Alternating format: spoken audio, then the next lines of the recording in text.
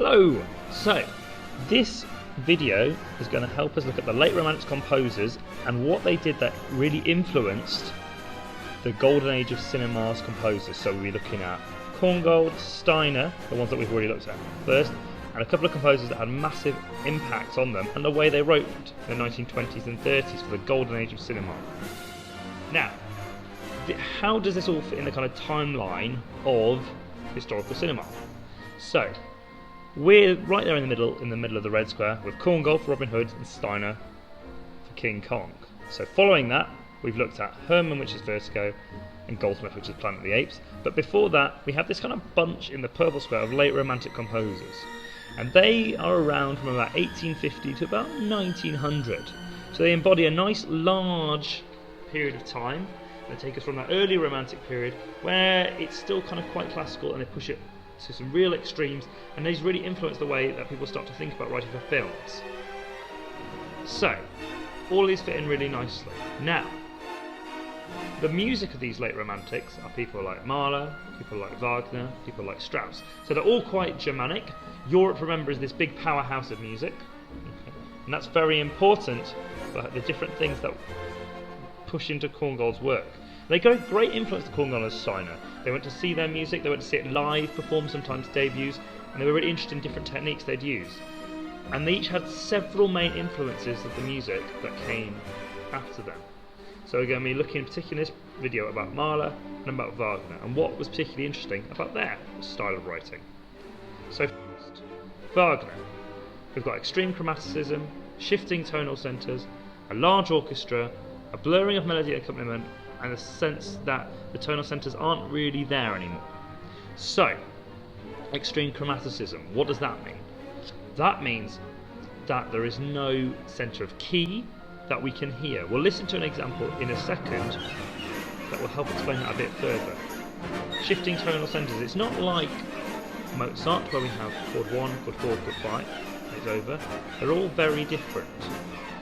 And he uses a very large orchestra, and he blurs what is melody and what is accompaniment. And we'll look at that again in the video in a second. Now Mahler himself, we've got extremes of volume, we've got offstage ensembles, we've got unconventional forces, and we've got use of popular music and dance forms. So, let's have a quick listen to this piece, Prelude Tristan und Isolde.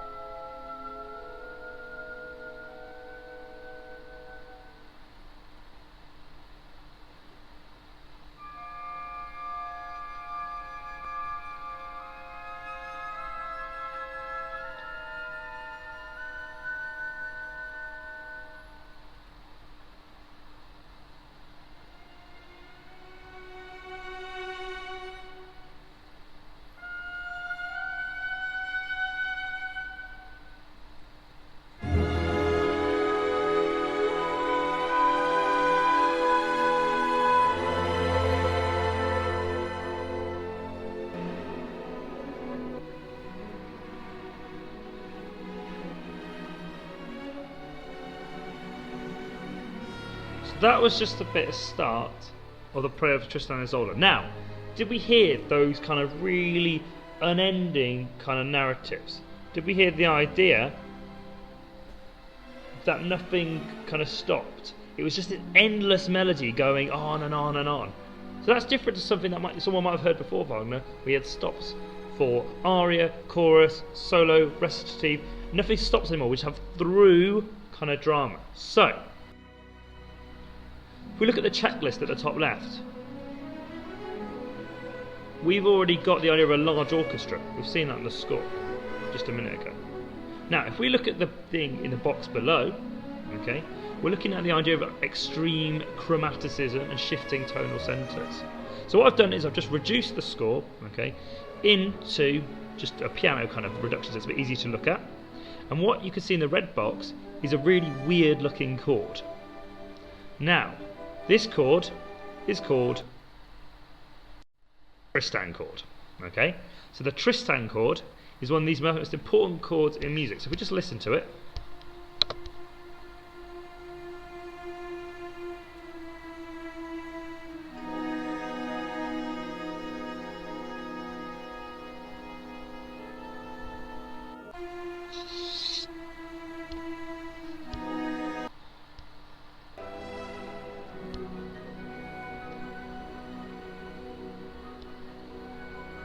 Okay, there it is.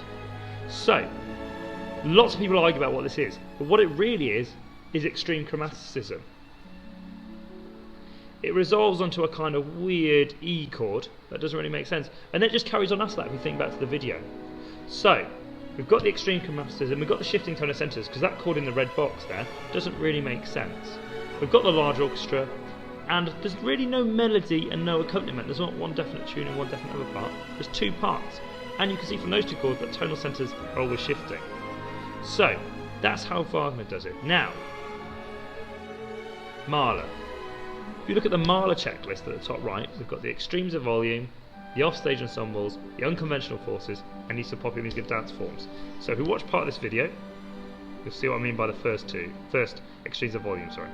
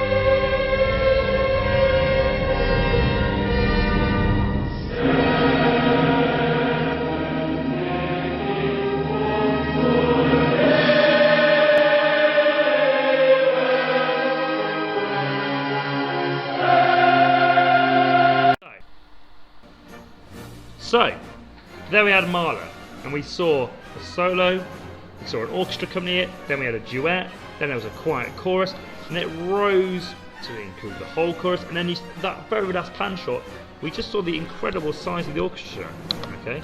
The incredible size of the orchestra, all those double basses on the right here, okay? An incredibly large orchestra for the time as well, remember. So, Mahler's a really large orchestra, really massive sound, and Wagner was all about changing the tonal centre. Sorry, the piece of Mahler we just heard was the end of the Resurrection Symphony, Mahler's second symphony. How does this all affect Korngold? So what it helps him to do is join all his ideas together.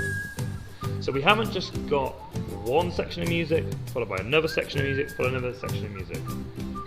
He pushes all the music together to follow, just like the film has to join together in terms of it's not one picture followed by another picture, it's moving picture.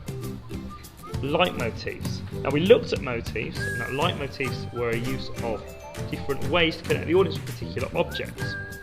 So, all of these objects, okay, Korngold has used. So we've got the March the Merry Men theme, we've got Robin's fighting theme, we've got Sir Guy's theme. Every time we hear that, the audience play with that. They understand what's coming next. So, all of these things go together to make a really effective influence on Korngold. Korngold also uses a large orchestra. It uses interesting more brass instruments, and this pushes forward into Korngold's music from Mahler and from Wagner. Now, I hope this has been useful, and we're going to look at this more in next lesson when we come to looking at and analysing the effects of this on later music as well.